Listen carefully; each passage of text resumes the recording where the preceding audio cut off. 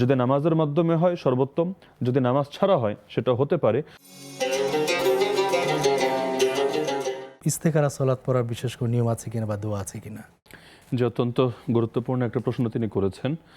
এটার সাথে সম্পূরক একটা বিষয় আমি যোগ করে দিই যে ইস্তেখারা মানুষ সেই ক্ষেত্রে করে যখন কোনো একটা বিষয় সে উপযুক্ত মনে করছে বা পরামর্শের ভিত্তিতে তার কাছে মনে হয়েছে এটা কল্যাণকর, কিন্তু আসলেই এর ভেতরে কল্যাণ আছে নাকি অকল্যাণ আছে এটা তো আমরা গায়েবের এলেম যেহেতু আমাদের নেই, আমরা জানি না। এই ক্ষেত্রে আল্লাহর পক্ষ থেকে সাহায্য নেওয়ার জন্য মূলত ইস্তেখারার নামাজ। তো এই নামাজের ক্ষেত্রে মূল বিষয় হলো তিনি যেটা জানতে চেয়েছেন যে 2 রাকাত যেভাবে নফল নামাজ পড়েন সেভাবেই পড়বেন কিনা। হ্যাঁ, নামাজটা সেভাবেই পড়বেন। আর নামাজের শেষে একটা দোয়া আমরা আল্লাহ রাসূল থেকে বর্ণিত দেখতে পাই যে দোয়াটা নবীজি করতেন। তো সেই দোয়াটা তিনি চাইলে শিখে নিতে পারেন, লম্বা দোয়া।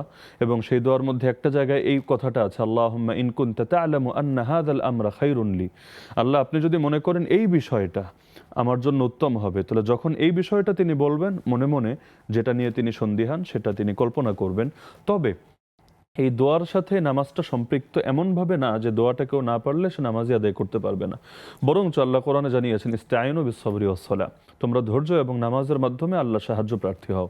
সুতরাং তিনি যে কোনো বিষয়ে সিদ্ধান্ত গ্রহণের যদি প্রয়োজন মনে করেন 2 রাকাত নামাজ শেষ করে তিনি যদি নিজের মতো আল্লাহকে বলেন যে আল্লাহ, আমি তো এই সিদ্ধান্ত নিতে চাচ্ছি, যদি এটা কল্যাণকর হয় আমাকে দান করো এবং এতে বরকত দিয়ে দাও, আর যদি অকল্যাণকর হয় তাহলে এটাকে আমার থেকে দূরে রাখো, আমাকেও এর থেকে দূরে রাখো এবং আমার মনকে তুমি সে ব্যাপারে সন্তুষ্ট করে দাও, ব্যাস হয়ে গেল। এমনকি আমরা সংক্ষিপ্তে এই দোয়াও দেখি, ইমামরা লিখেছেন যে কেউ চলতে ফিরতে তাকে কোনো সিদ্ধান্ত নিতে হবে, নামাজ পড়ারও তার সময় নেই কিন্তু উপস্থিত সিদ্ধান্ত নিতে হবে, তখন কি করবে?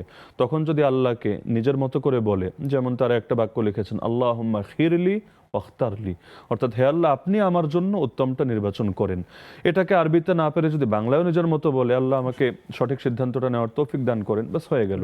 ইস্তেখারা মানেই হলো আল্লাহর কাছে উত্তম জিনিসটা প্রার্থনা করা। যদি নামাজের মাধ্যমে হয় সর্বোত্তম, যদি নামাজ ছাড়া হয় সেটা হতে পারে। আর এখানে সুনির্দিষ্ট বাক্যে দোয়া করতেই হবে এটা জরুরি না, তবে সেই বাক্যটা সহকারে যদি করতে পারে আলহামদুলিল্লাহ এটা ভালো হবে।